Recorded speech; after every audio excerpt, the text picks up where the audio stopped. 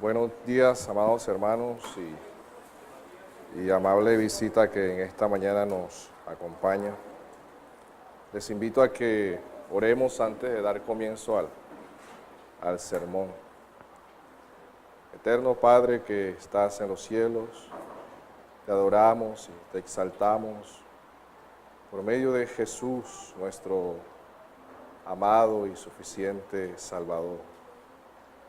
Ayúdanos en esta mañana a ser edificados por tu palabra, a ser consolados, a ser exhortados, a ser amados a través de ti por medio de la exposición de tus mandamientos, de tu palabra que nos has dado, en la cual podemos conocer de tu gloria, de tu poder, de tu santidad, de tu grandeza, de tu hermosura y de tu poder, del cuidado que tú tienes para con nosotros, tus hijos. Sea Cristo visto, sea Cristo glorificado, sea Él exaltado en medio nuestro. Oramos y te lo pedimos en el nombre de Jesús. Amén. Les invito a que abramos nuestras Biblias. Primera de Pedro, capítulo 2, versículo 11 y 12.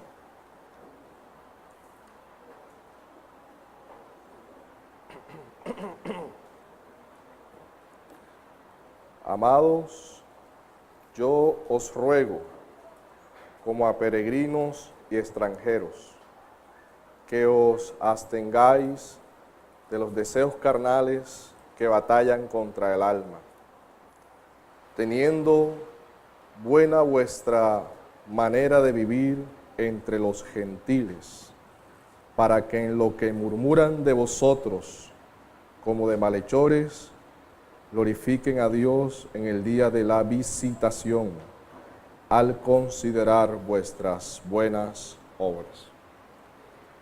El título del sermón en esta mañana lleva por nombre una exhortación en medio de la aflicción. Y los que hemos venido siguiendo los sermones que se han estado dando de esta carta, han visto o han escuchado el contexto histórico y cultural en que fue escrita. Pedro la está dirigiendo a hermanos que están en 5 provincias romanas, las cuales son el Ponto, Galacia, Capadocia, Asia y Bitinia. Y estos hermanos están siendo afligidos, están siendo perseguidos, están sufriendo por causa del testimonio de nuestro amado Señor Jesús y de la palabra de Dios. Y Pedro, en los versículos anteriores al 11, él muestra los derechos que tenemos nosotros, los cristianos, o los privilegios en los cuales Jesús nos permitió acceder. Y era real sacerdocio, nación santa, pueblo adquirido por Dios. Y ya en el versículo 11 en adelante, Pedro comienza otra sesión de la carta. Y esa sesión de la carta que Pedro comienza es hacia los deberes. Ya mostró unos derechos, ahora está mostrando unos deberes. Y eso va desde el 11 como hasta el 25. Comienza a mostrar esos deberes. Y él comienza la carta con un amados. Y amado viene de un verbo griego que es amar. Él comienza diciéndole amados. O sea, podría expresar, ustedes son amados del Padre, o también son amados por mí. Comienza de una forma tierna, por así llamarla, amorosa. a dirigirse a estos hermanos. Pero después de ese amados, viene otra palabra, y que es os ruego. Y os ruego es una palabra que también significa exhortación. Os exhorto. Amados, os exhorto. Y la exhortación puede ser negativa o puede ser positiva. Negativa es para que no hagan algo. Positiva es para que no hagan algo. Negativa es para que se vuelvan de los que están haciendo. Y Pedro, quien escribe esta carta, está diciéndole en estos versículos 11 y 12, dos exhortaciones y una conclusión de poner en práctica las dos exhortaciones que él muestra en estos dos versículos. La primera exhortación que Pedro da o muestra es vivir correctamente en medio de la aflicción. Y esa la encontramos en el versículo 11. La segunda exhortación, que es producto de obedecer la primera exhortación, es mantener un testimonio de Cristo en nuestras vidas en medio de la aflicción. Versículo 12, partecita A. Y vemos que una exhortación lleva a la otra. Si no se cumple la primera, mucho menos la segunda. Y la conclusión de esas dos exhortaciones es que glorifiquen la justicia de Dios. Y personalmente considero que Pedro tenía toda la autoridad para exhortar a estos hermanos de esta forma. Estos hermanos no era que estaban viviendo en sus deseos carnales. No era que ellos estaban dando un mal testimonio y que los veían no estaban glorificando a Dios. Porque eso no lo deja ver la carta. Pedro les está advirtiendo. Y cualquiera de los hermanos que recibieron esta carta han podido cuestionar a Pedro por esta exhortación. ¿Por qué? Porque Pedro les está hablando de unos deseos carnales, de un testimonio entre los gentiles y que glorifiquen a Dios. Pero si nosotros evaluamos a Pedro en los evangelios, vamos a ver a un Pedro carnal, ¿sí o no? En cierto sentido, con unos deseos impulsivos, ¿como cuál? Cuando sacó la espada y le mochó la oreja al guardia.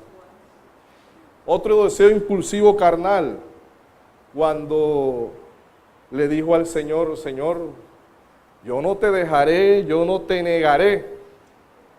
Así sea que me maten, no lo haré.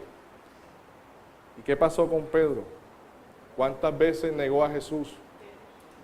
3 veces. Podían cuestionarlo. Pedro, pero si tú negaste a Jesús, si tú tienes unos deseos impulsivos carnales que ahí están registrados en la historia, tu testimonio público no fue el mejor. Porque el único que muestra negando a Cristo en las Escrituras, ¿quién es? Pedro. ¿Y glorificaron a Dios por eso? No. Pero Pedro les está advirtiendo a ellos para que no hagan lo que él hizo. ¿Qué pasó con Pedro? ¿Lloró qué? amargamente. Y al ver la palabra amados, os ruegos, y quién es el que escribe la carta, sigue diciendo, os ruego como a extranjeros y peregrinos. Extranjeros y peregrinos. Miren, trae dos palabras pegadas, valga la aclaración porque ya saben, o extranjeros y peregrinos. Extranjero es una palabra de una persona que ha salido de su tierra, pero vive de una forma permanente en otra tierra, no siendo su nacionalidad original. Y peregrino es una palabra que se usa para un extranjero que estará de paso o de forma provisional en un lugar. Pedro les está transmitiendo a ellos, a estos hermanos, que ellos son personas que están de paso. Aunque están viviendo de una forma permanente en las regiones donde ellos son peregrinos. Están de paso. Estarán de una forma temporal en ese lugar donde se encuentran.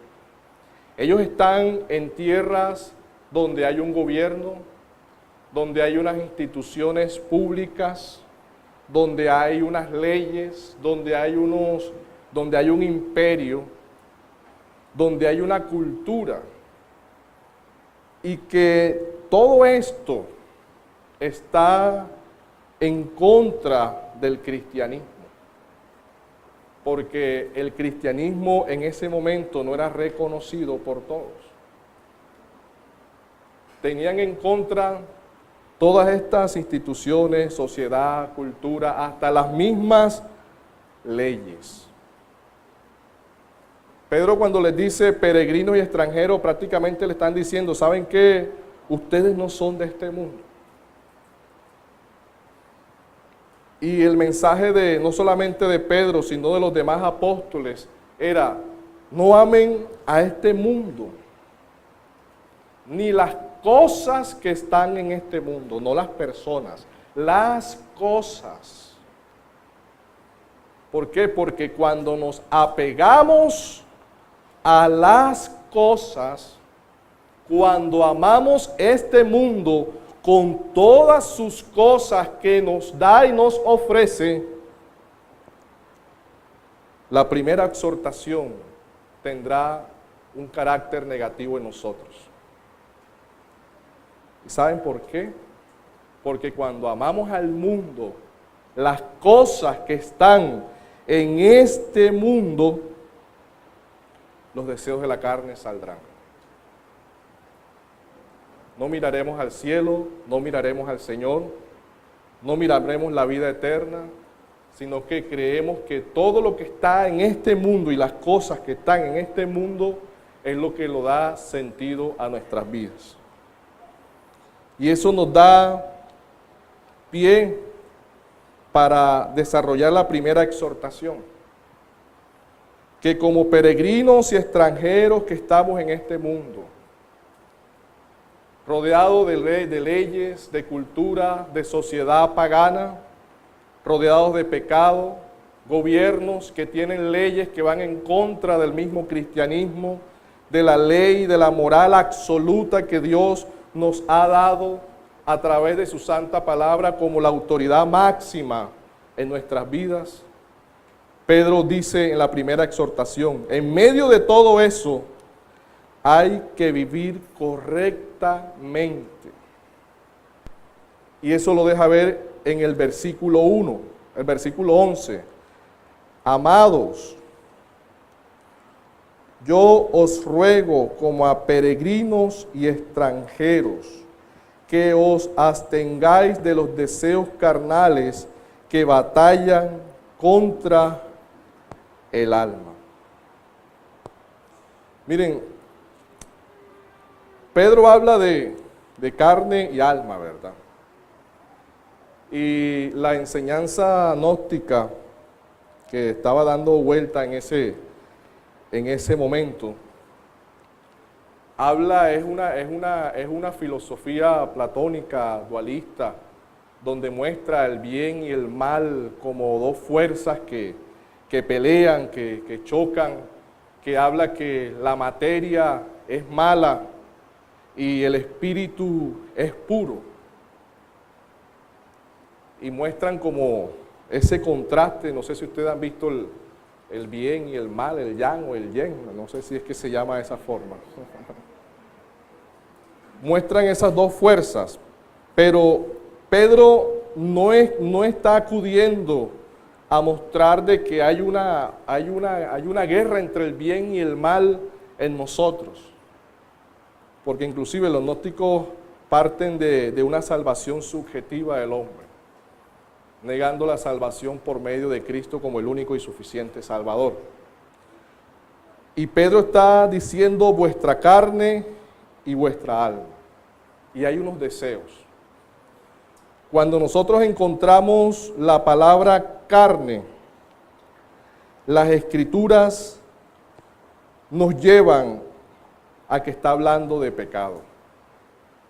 Es un versículo que está hablando implícitamente de tener una ética y una moral delante de los demás. Y nosotros vemos a través del Nuevo Testamento que cuando se habla de carne, se está hablando es de pecado. Miren, y permítanme y les invito a leer dos textos. Efesios capítulo 2, versículo 3.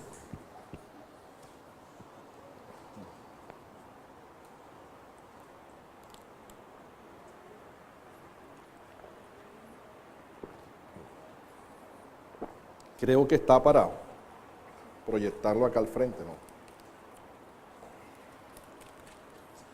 Efesios capítulo 2, versículo 3. Entre los cuales, acá al frente pueden leerlo también, también todos nosotros vivíamos en otro tiempo en los deseos de nuestra carne, haciendo la voluntad de la carne y de los pensamientos.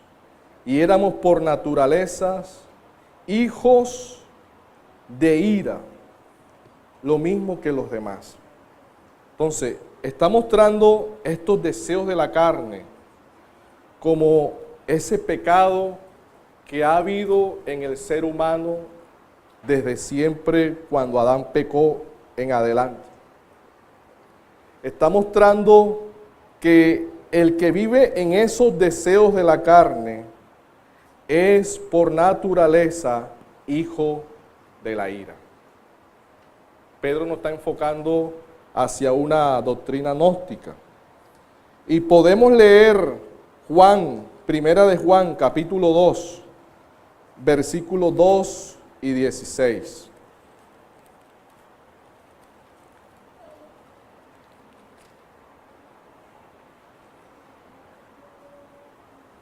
Dice la Escritura de la siguiente manera: porque lo que hay en el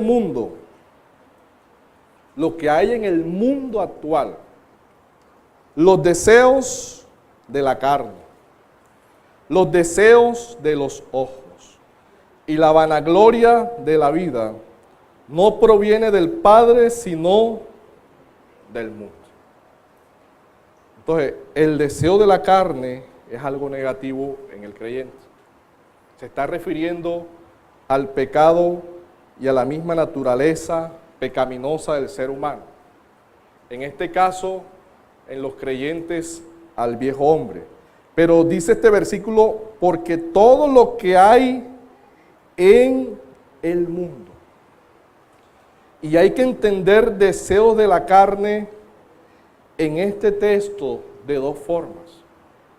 Miren, estos hermanos se enfrentaban a un sistema que estaba gobernado por los deseos de la carne.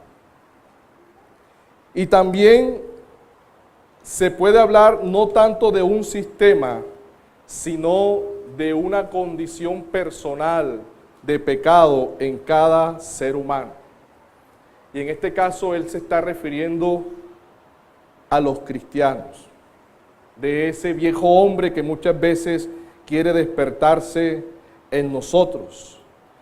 Y estos hermanos de estas provincias que estaban sufriendo, que estaban padeciendo aflicciones, estaban en una cultura y estaban en una sociedad que estaba gobernada por deseos carnales mundanos. Y cuando hablamos de deseos carnales mundanos, no solamente podemos enfocarnos a esa capacidad que tiene el hombre de pecar individualmente, sino también al mismo sistema donde nos movemos, a la misma sociedad, a la misma cultura donde estamos viviendo. ¿Y qué provocaba de que unos hermanos que son creyentes, que son cristianos, estén bajo una sociedad, bajo una cultura que esté dominada por el deseo carnal? ¿Qué sucede en medio de eso? Habría aflicción, habría sufrimiento, habría dolor, ya que habían cosas en medio de ellos que iba en contra de los principios morales absolutos que Dios ha establecido en su santa palabra. Irían en contra del cristianismo. Era una cultura dominada por el deseo pagano de corazones caídos que no les interesaba la verdad de Dios. Y la Biblia dice que no es una lucha. Estos hermanos no enfrentaban una lucha. Estos hermanos, dice la Escritura, enfrentaban era una batalla. Y esa batalla, en ese término, es que buscaba destruirlos. Buscaba su destrucción. ¿Y qué buscaba destruir? Sus propias vidas, los principios bíblicos que estos hermanos vivían, que estos hermanos practicaban, que estos hermanos mostraban. Habría invitaciones en esta cultura, y así lo deja ver la carta, y en esta sociedad, a que los cristianos se unieran y participaran en todas aquellas cosas de los deseos mundanos y pecaminosos que ellos tenían, pero que los cristianos no practicaban. Y Pedro dice, absténganse de eso. O sea, no participen de ese sistema mundano, pagano y pecaminoso en el cual ustedes están viviendo. Absténganse y de eso, de no participar en ese sistema mundano, carnal, que va en contra de los principios bíblicos, traería sufrimiento. O sea, Pedro les está diciendo, si ellos están sufriendo y están siendo afligidos, Pedro les está diciendo, ¿saben qué? Seguirán sufriendo y seguirán siendo afligidos.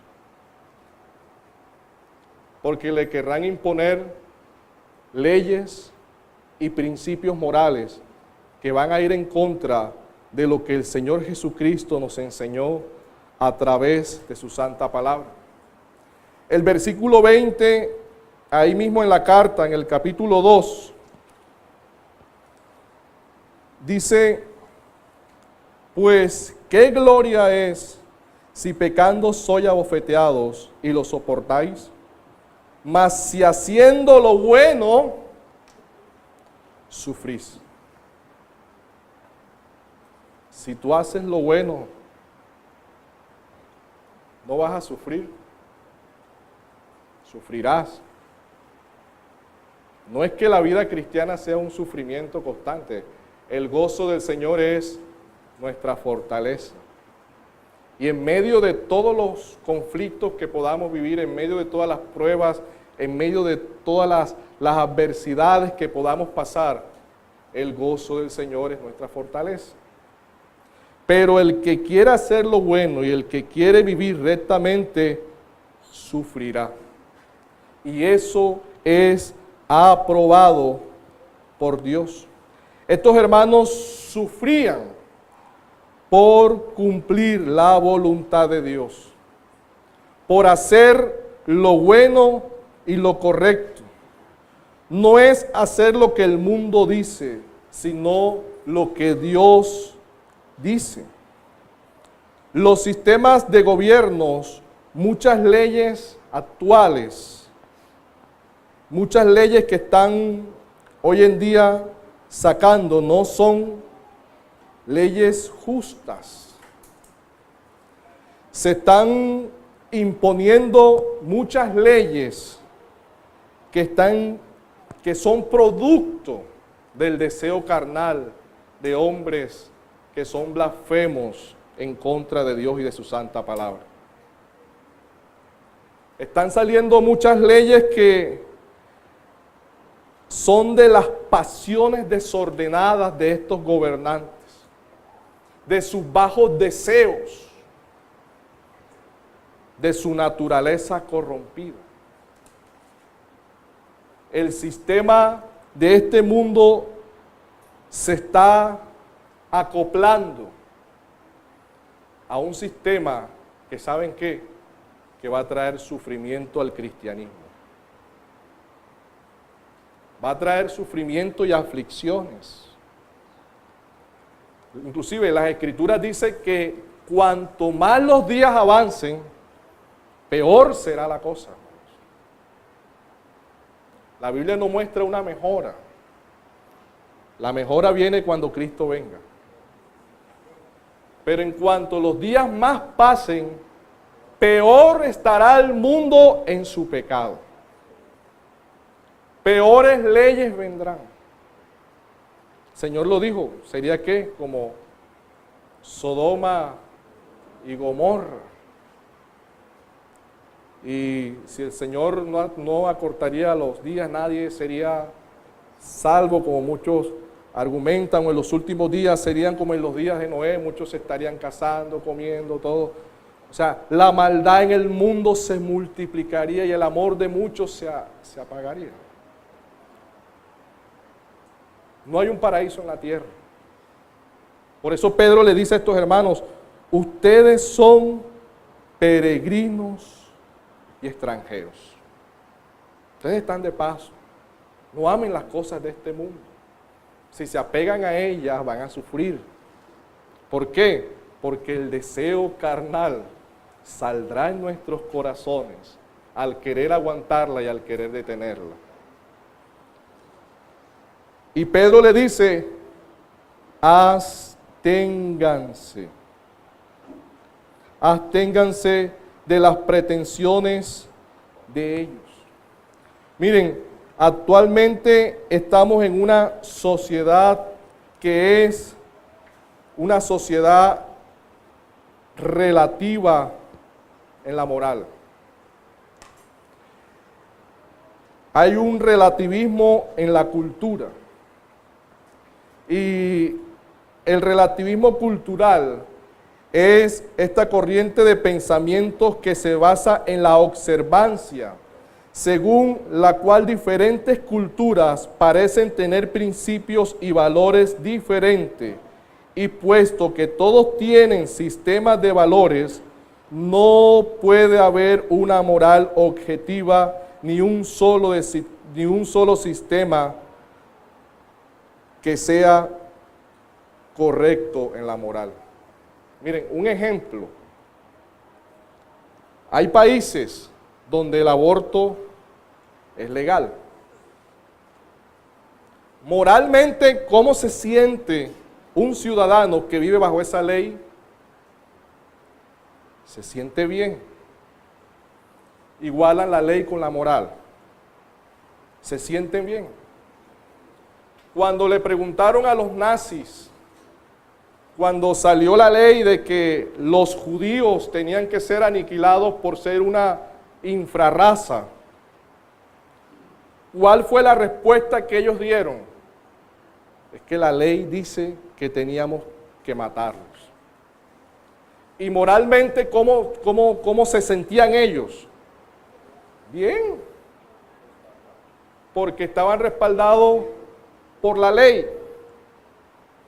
Pero hay países donde el aborto no es permitido.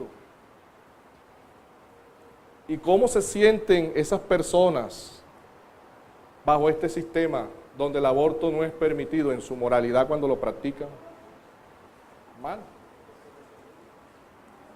Algunos dicen, ¿será que Hitler era tan malo o él tenía una visión diferente del resto de nosotros?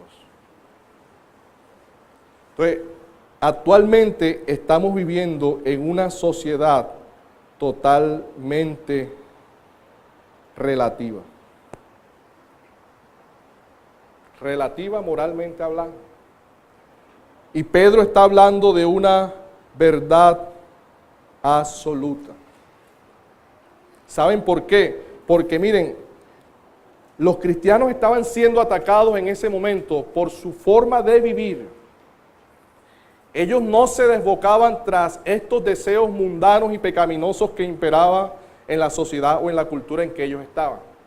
¿Qué dice el capítulo 4, versículo 4 de la carta de Pedro, donde estamos?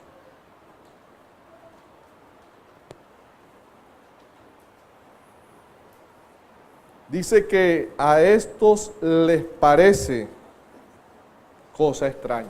O sea, querían que los cristianos participaran de todas estas cosas que eran de producto de su deseo mundano.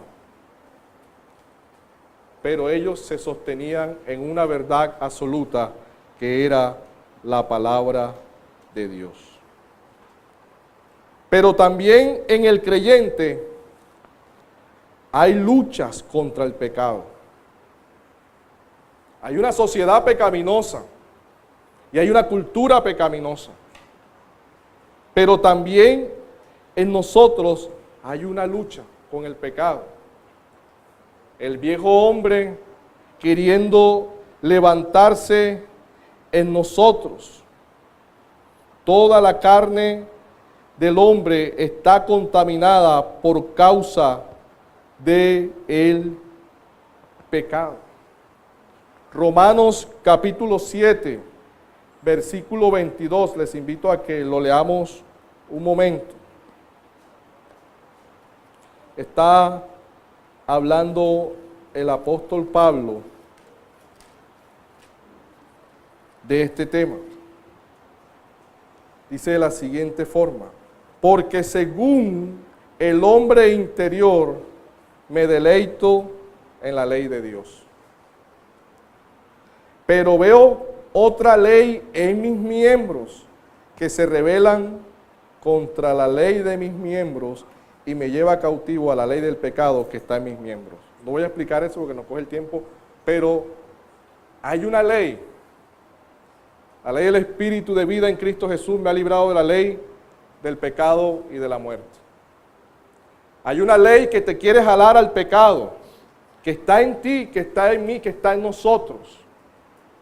Pero hay otra ley que también nos jala hacia la vida santa, ética y correcta delante de la sociedad.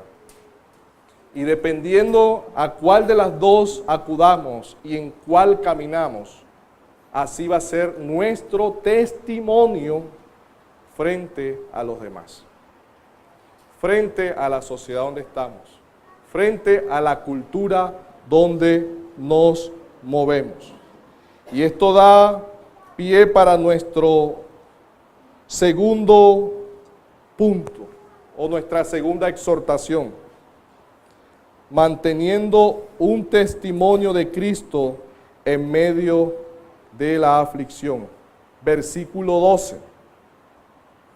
manteniendo buena vuestra manera de vivir en medio de los gentiles. Manteniendo vuestra manera de vivir en medio de los gentiles. Miren, no es un conductismo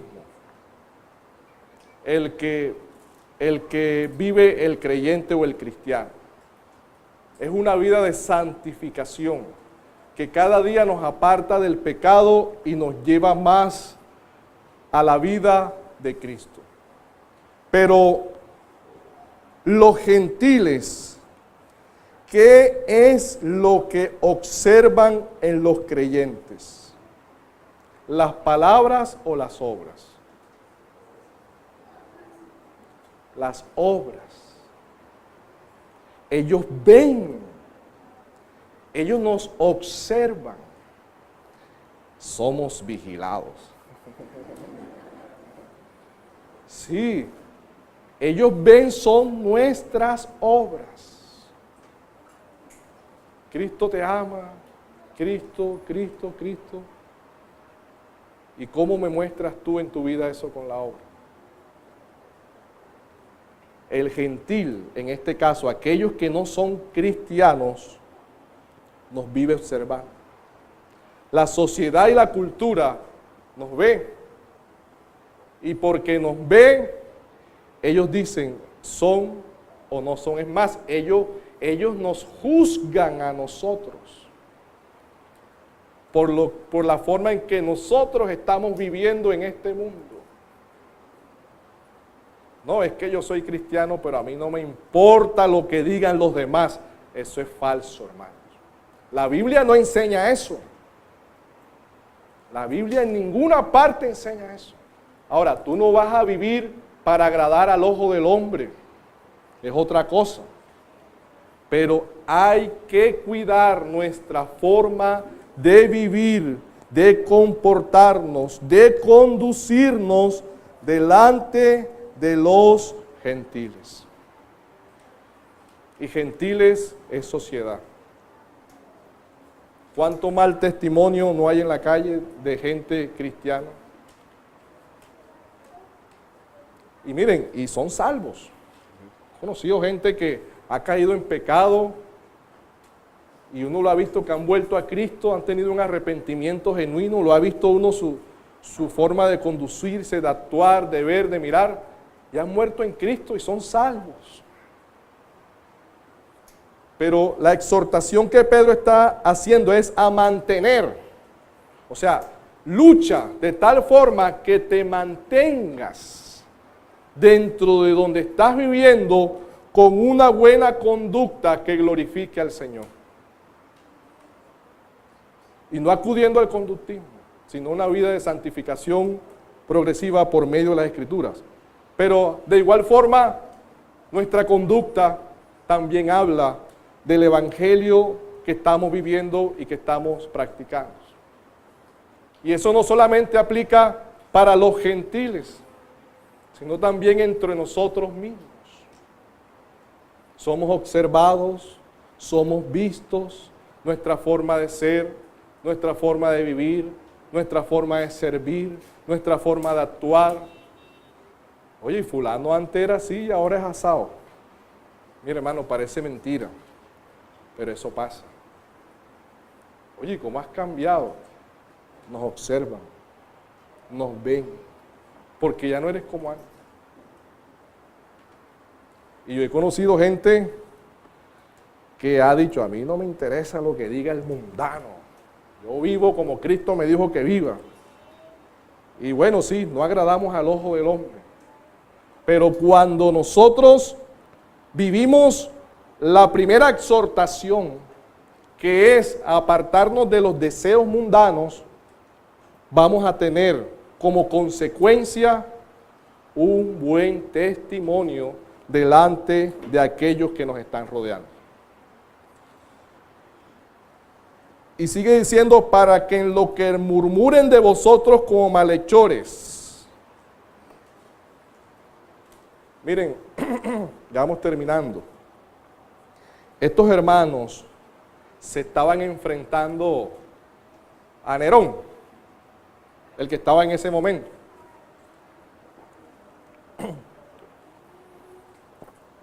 Y habla de murmurar, los que murmuran. En este contexto, esta murmuración es un falso testimonio. O sea, estos hermanos estaban siendo acusados falsamente por el Imperio Romano. O sea, eran hermanos que vivían correctamente, pero los de esta sociedad, los de esta cultura, estaban levantando falsos testimonios. Y como vimos en el capítulo 4, lo veían como cosas extrañas porque no hacían lo mismo que ellos hacían. Entonces les levantaban los falsos testimonios de que ellos se levantaban en contra del César o en contra del Imperio Romano porque no hacían de acuerdo a las leyes que estos hombres que gobernaban perversamente bajo deseos mundanos y pecaminosos habían puesto. Entonces Pedro le están diciendo, para los que murmuren de vosotros, o sea, para los que levanten falsos testimonios, si tú estás viviendo una vida recta, una vida correcta, y te están levantando calumnias, así como estaba pasando con ellos, y te tratan de malhechor y de delincuente sin serlo, demuéstralo por tus obras. Demuéstralo por tu vida santa, por tu forma de ser, por tu forma de actuar, por tu forma de vivir, en donde te estás moviendo, en donde te estás desarrollando, donde estás sirviendo, en medio de la sociedad o la cultura donde estás. Pedro da esa salida. ¿Cuál es la forma de defenderse? Por las obras. No es que las obras te van a hacer salvo. ¿Tú quieres que no te juzguen mal? Vive de acuerdo al Evangelio. Ahora, como vimos anteriormente, el vivir de acuerdo al Evangelio también va a traer ¿qué? Aflicciones y sufrimientos. Porque el que quiere hacer la voluntad de Dios también sufrirá. Entonces, como ellos estaban siendo atacados, se levantaban contra ellos falsos testimonios, Pedro les dice, vivan dignamente de acuerdo al Evangelio con que han sido llamados. Y la tercera parte, que es la conclusión de estas dos exhortaciones, y el vivir estas dos exhortaciones nos trae como resultado que glorifiquen a Dios el día de la visitación. Glorifiquen a Dios el día de la visitación. Miren, por las buenas obras no es que el gentil se va a convertir al Evangelio, porque es por gracia y no por obras. Y hay dos posiciones con relación al día de la visitación. Glorifiquen a Dios el día de la visitación. Antes de cerrar, aún en las Escrituras, en el capítulo 3, también habla de la conducta, que por la conducta de las mujeres, sus maridos sean ganados y todo lo demás. Pero aquí dice que los gentiles glorifiquen a Dios el día de la visitación. El día final. Y yo comparto esa posición. El día final. En este momento, los gentiles no estaban glorificando a Dios. Pedro está hablando de algo escatológico que va a suceder. Los gentiles glorificarán a Dios, pero ¿cómo glorificarán a Dios? ¿Por la salvación? No. ¿Cómo glorificarán a Dios? ¿Por la gracia? No. ¿Cómo glorificarán a Dios en el día final, en el día que todas las cosas se acaben, en el día del juicio?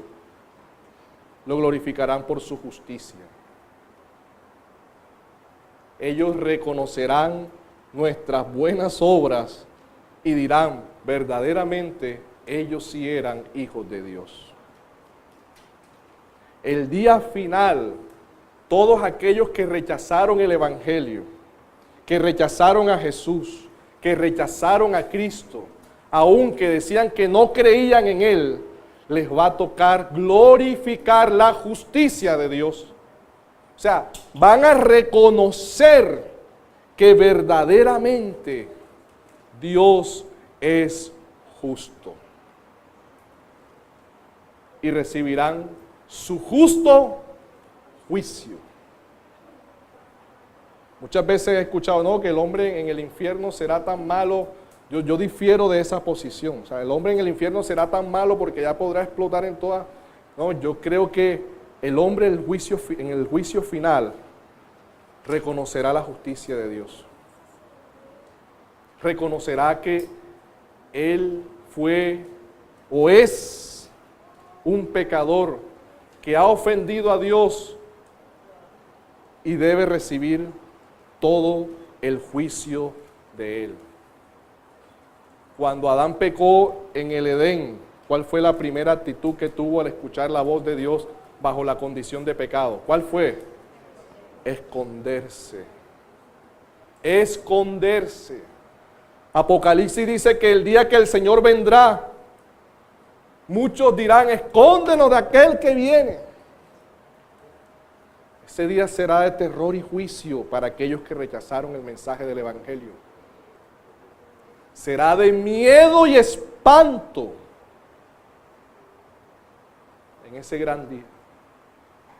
Si la Biblia lo describe de esa forma, y la Biblia describe al rico en el infierno lamentándose, dile a Lázaro que moje mi lengua con una gotica de agua, que estoy en tormento. Ese día será de espanto y juicio para aquellos que rechazaron a Cristo.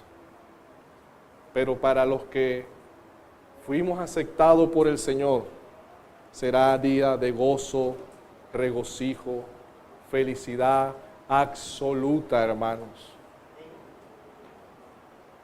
Soy de los que digo que no debemos de tenerle miedo a la muerte, ¿no? Lo contrario, debemos de morirnos rápido para estar con Él allá. No, está molestando.